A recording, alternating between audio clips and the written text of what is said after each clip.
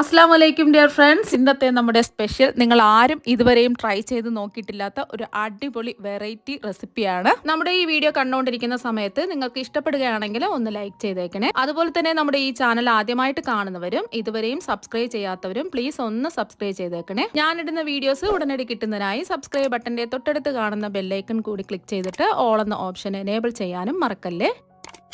ആദ്യത്തിന് ഇതിനായിട്ട് ചെറിയ 7 വഴുതനങ്ങയാണ് എടുത്തിട്ടുള്ളത്. പിഞ്ച് വഴുതനങ്ങ നോക്കിയെടുക്കുക. ഇത് നല്ലതുപോലെ കഴുകി വൃത്തിയാക്കി എടുത്തതിന് ശേഷം ഞെട്ടൊക്കെ ഒന്ന് മാറ്റിയിട്ട് നീളത്തിലൊന്ന് കട്ട് ചെയ്തെടുക്കുക. വഴുതനങ്ങ നീളത്തിൽ കട്ട് ചെയ്തെടുത്തിട്ടുണ്ട്.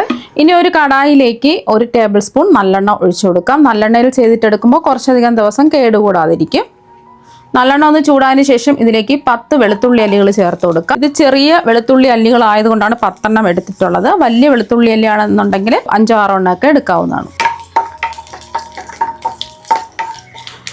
വെളുത്തുള്ളി ഒന്ന് വഴറ്റിയെടുത്തതിന് ശേഷം ഇതിലേക്ക് കട്ട് ചെയ്ത് വെച്ചിരിക്കുന്ന വഴുതനങ്ങ ചേർത്ത് കൊടുക്കുക. വഴുതനങ്ങ എല്ലാം നല്ലതുപോലെ ഒന്ന് മൊരിഞ്ഞു വരണം. മീഡിയം ഫ്ലെയിം വെച്ച് കൊടുക്കുക.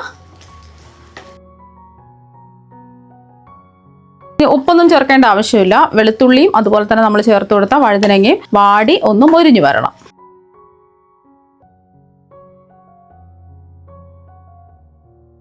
വഴുതനങ്ങ എല്ലാം വാടി നല്ലോണം മൊരിഞ്ഞ് ഒരു ഗോൾഡൻ നിറം ആയിട്ടുണ്ട്. ഈ സമയം ഇതുപോലെ ഒന്ന് പ്രസ് ചെയ്ത് നോക്കാം വെന്തിട്ടുണ്ടോ എന്ന്. അപ്പോൾ പ്രസ് ചെയ്ത് നോക്കുമ്പോൾ വെന്തിട്ടുണ്ട്. ഇനി ഇത് ചൂട് മാറാൻ വേണ്ടിയിട്ട് ഒരു പാത്രത്തിലേക്ക് മാറ്റി വയ്ക്കാം. വീണ്ടും അതേ കടായിൽ തന്നെ 1 ടേബിൾ സ്പൂൺ നല്ലെണ്ണ ഒഴിച്ചു കൊടുക്കാം. 1-2 ടേബിൾ സ്പൂൺ നല്ലെണ്ണ ഒഴിച്ചു കൊടുക്കുക. നല്ലെണ്ണ ഒന്ന് ചൂടായിട്ടുണ്ട്. ഇതിലേക്ക് 1/2 ടീസ്പൂൺ കടുകിട്ട് ഒന്ന് പൊട്ടിച്ചെടുക്കാം. അപ്പോൾ തന്നെ ഒരു 12 ഉലുവ എടുത്തിട്ടുണ്ട്. 10-12 ഉലുവ എടുക്കുക. കൂടുതലായി പോകരുത്, എന്നാൽ പിന്നെ ഒരു കൈപ്രസം ഉണ്ടാവും. അപ്പോൾ കടുകെല്ലാം ഒന്ന് പൊട്ടിയതിന് ശേഷം 2 വറ്റൽമുളക് ചേർത്ത് കൊടുക്കുക.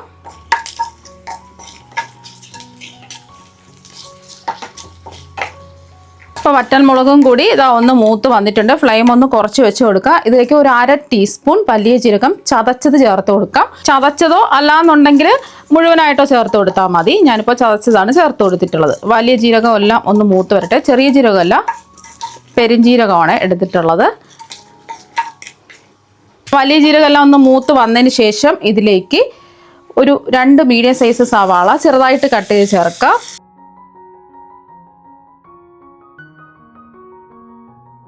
ഇനി സവാള ഒന്ന് വഴന്ന് കിട്ടുന്നതിന് ആവശ്യമായിട്ടുള്ള ഉപ്പ് ചേർത്ത് കൊടുക്കാം. ഞാനിപ്പോൾ 1 ടീസ്പൂൺ ഉപ്പാണ് ചേർത്ത് കൊടുക്കുന്നത്. ലാസ്റ്റിൽ നമുക്ക് ഉപ്പ് കുറവുണ്ടെന്നുണ്ടെങ്കിൽ ആവശ്യത്തിനുള്ള ഉപ്പ് ചേർത്ത് കൊടുത്താൽ മതി. ഇതിൻ്റെ കൂടെ തന്നെ കുറച്ച് കറിവേപ്പില ഇതുപോലെ ഞെരടി ചേർത്ത് കൊടുക്കുക. ഇനി സവാള എല്ലാം ഒരു ഗോൾഡൻ നിറാവുന്നത് വരെ ഒന്ന് വഴറ്റിയെടുക്കാം. ഇപ്പം നമ്മൾ വഴറ്റിയെടുത്ത വഴുതനങ്ങയുടെയും വെളുത്തുള്ളിയുടെയും ചൂടൊക്കെ മാറിയിട്ടുണ്ട്. ഇനി ഇത് മിക്സിയുടെ ജാറിലേക്ക് മാറ്റാം. ഇപ്പോൾ മിക്സിയുടെ ജാറിലേക്ക് മാറ്റിയിട്ടുണ്ട്. ഇതിൽ വെള്ളമൊന്നും ഒഴിക്കേണ്ട ആവശ്യമൊന്നുമില്ല. പൾസ് മോഡിലിട്ടിട്ട് ജസ്റ്റ് ഒന്ന് അടിച്ചെടുത്താൽ മതി. ഒരുപാട് അങ്ങ് അരഞ്ഞ് പേസ്റ്റായി പോകരുത്. ഇപ്പോൾ അടിച്ചെടുത്തിട്ടുണ്ട്. ഈ ഒരു രീതിക്ക് വഴുതനങ്ങ അടിച്ചെടുക്കുക. ഒരുപാട് അങ്ങ് പേസ്റ്റ് പരുവത്തിന് ആയി പോകരുത്. അപ്പോൾ സവാളയൊക്കെ നല്ലൊരു ഗോൾഡൻ നിറായിട്ട് വഴന്ന് വന്നിട്ടുണ്ട്. ഈ ഒരു സമയം ഇതിലേക്ക് ഒരു 1/4 ടീസ്പൂൺ കായപ്പൊടി ചേർക്കാം. കായപ്പൊടിയും കൂടി പോകരുത്. ഒരു 1/4 ടീസ്പൂണൊക്കെ ചേർത്ത് കൊടുത്താൽ മതിയാവും. ഒന്ന് ഇളക്കി കൊടുത്തതിന് ശേഷം ഇതിലേക്ക് 1 ടീസ്പൂൺ ഇഞ്ചി ചതച്ചത് ചേർത്ത് കൊടുക്കാം. ഇഞ്ചി പേസ്റ്റ് ആണെന്നുണ്ടെങ്കിൽ ഒരു 1/2 ടീസ്പൂണൊക്കെ ചേർത്ത് കൊടുത്താൽ മതി. ഒരു 10 സെക്കൻഡ് ഇളക്കി കൊടുത്ത് ആ ഇഞ്ചിയുടെ ഒരു പച്ച ചുവ ഒന്ന് മാറുന്ന വരെ ഒന്ന് ഇളക്കി കൊടുക്കുക. ഒരു 10 സെക്കൻഡ് ഒന്ന് ഇളക്കി കൊടുത്തിട്ടുണ്ട്. ഇനി ചേർത്ത് കൊടുക്കുന്നത് 2 മീഡിയം സൈസ് തക്കാളി ചെറുതായിട്ട് കട്ട് ചെയ്ത് ചേർക്കാം. തക്കാളി എല്ലാം ഒന്ന് വാടി വരട്ടെ. അപ്പോൾ തക്കാളിയൊക്കെ ഒന്ന് വാടി വന്നിട്ടുണ്ട്. ഇനി ഫ്ലെയിം കുറച്ച് വെച്ച് കൊടുക്കുക. ഇനി ഒരു 1/4 ടീസ്പൂൺ മഞ്ഞൾപ്പൊടി ചേർക്കാം. ഇനി ഇതിലേക്ക് ഒരു 2 ടേബിൾ സ്പൂൺ മല്ലിപ്പൊടി ചേർക്കാം. ഒരു 2 ടീസ്പൂൺ മുളക് പൊടിയും കൂടി ചേർത്ത് കൊടുക്കാം. ഞാനിപ്പോൾ കാശ്മീരി മുളക് പൊടിയാണ് എടുത്തിട്ടുള്ളത്. സാധാരണ എരിവുള്ള മുളക് പൊടിയാണെന്നുണ്ടെങ്കിൽ 1 ടീസ്പൂൺ ചേർത്ത് കൊടുത്താൽ മതി. ഇനി പൊടിയുടെ പച്ചമണം മാറിക്കിട്ടുന്നവരെ ഒരു 10 സെക്കൻഡ് ഒന്ന് ഇളക്കി കൊടുക്കുക.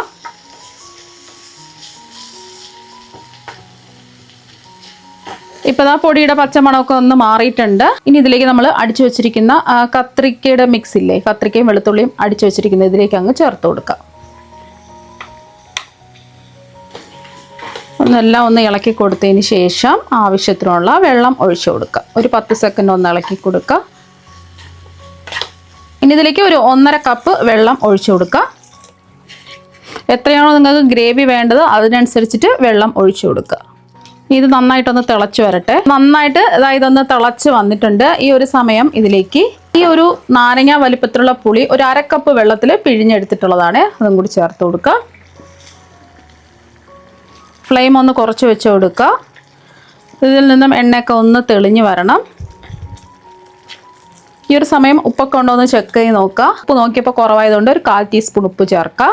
എരിയും പുളിയൊക്കെ ഒന്ന് ബാലൻസ് ചെയ്യാൻ വേണ്ടിയിട്ട് ഒരു 1/2 ടീസ്പൂൺ ശർക്കര പൊടിച്ചതും കൂടി ചേർത്ത് കൊടുക്കാം. ശർക്കരയ്ക്ക് പകരം പഞ്ചസാരയും ചേർത്ത് കൊടുക്കാവുന്നതാണ്. ശർക്കര വേണമെന്ന് നിർബന്ധമൊന്നുമില്ല. അതും കൂടി ചേർക്കുമ്പോൾ ഒരു പ്രത്യേക ടേസ്റ്റാണ്. ഫ്ലെയിം കുറച്ച് വെച്ച് കൊടുക്കുക. ഇതിൽ നിന്നും എണ്ണയൊക്കെ ഒന്ന് തെളിഞ്ഞ് വരണം. ഒരു 2 മിനിറ്റ് ഒക്കെ ഇതുപോലെ ഇങ്ങനെ ഇരിക്കട്ടെ. ഇപ്പോൾ ഒരു 2-3 മിനിറ്റ് ആയപ്പോൾ എണ്ണയൊക്കെ തെളിഞ്ഞ് വന്നിട്ടുണ്ട്. ഈ ഒരു സമയം ഉപ്പൊക്കെ ഉണ്ടോ എന്ന് ചെക്ക് ചെയ്ത് നോക്കുക. ആവശ്യമെങ്കിൽ ഉപ്പ് ചേർത്ത് കൊടുക്കുക. ലാസ്റ്റിൽ നമുക്ക് കുറച്ച് മല്ലിയില ചേർത്ത് കൊടുക്കാം. ഒന്ന് ഇളക്കി കൊടുക്കുക. ഇപ്പോൾ കണ്ടില്ല, നല്ല കുറുകിയ കറി ഇതാ ഇവിടെ റെഡി ആയിട്ടുണ്ട്. ഇത് ബ്രേക്ക്ഫാസ്റ്റിൻ്റെ കൂടെയും ലഞ്ചിൻ്റെ കൂടെയും കഴിക്കാവുന്നതാണ്. നല്ല അടിപൊളി ടേസ്റ്റാണ്. ഫ്ലെയിം ഓഫാക്കി കൊടുത്തിട്ട് ഒരു ബൗളിലേക്ക് അങ്ങ് മാറ്റാം.